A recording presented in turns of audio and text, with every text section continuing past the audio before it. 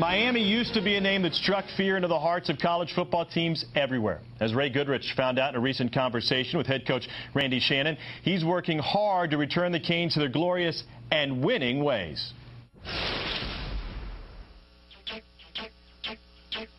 Now that you've been a head coach for a couple of years, what kind of wisdom has visited itself upon your life? Because I know a lot of coaches, they get that job and there's things that you can't learn until you're sitting in that chair. You know what, it's always when you first get the reins, you want to go, and you don't think you've done enough. And you know what, but right now after 3 years, I realized that you have to organize yourself and your time. Take some time off to yourself to enjoy yourself and get away from football and relax a little bit. And when it's time to go, you go, and you'll be refreshed, you'll be fine.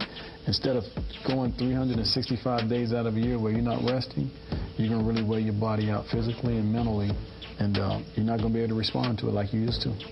Obviously, with almost half of your touchdowns coming from freshmen last year, you have some very, very talented kids in your tutelage. Is there a problem with kind of getting them to grab the reins and to be able to sustain that over a season? Where do you see the maturity factor coming in for these guys? I think over the spring it happened. You know, the guys, we had a very physical spring. You know, the year before, everybody complained. But now, these guys even didn't complain. They loved it. They wanted more. They were surprised spring went so fast.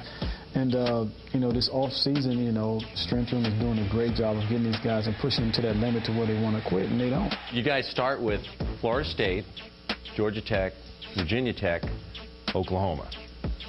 Were the Patriots not available? I mean, you're supposed to kind of ease into the year. Yeah, we need them on the schedule. We need to get the Steelers on the schedule. You know what? It's a schedule that, it's some things that, like Oklahoma, that was, 10 years ago. But what can you say? It's an opportunity for us as a football team to say that we can be in the top 10 after those first 4 games. I know as a head coach, you stay hyper-focused on the improvement of your team and the improvement of your players and them getting better. Do you stay focused on that for yourself? Do you try to figure out how you can be better for them all the time as well? All the time. Every year I do an evaluation of the football team and myself and some things I need to change. And I've changed a lot. I've changed my first year, it was tough. And I've totally changed the whole complexity of what we're doing as a team and myself. Learning curve's been high, but I'm going to guess you're still having a great time doing it. Great time. Enjoying it, every bit of it. It's something that you get a chance to do, but you know what? You experience it because you're at a place that was your alma mater, the team that you played at. You had some championships that you won as a player, a coach, and now you have the opportunity, to be successful as a head coach. And you have to enjoy that, but you always got to do it in perspective.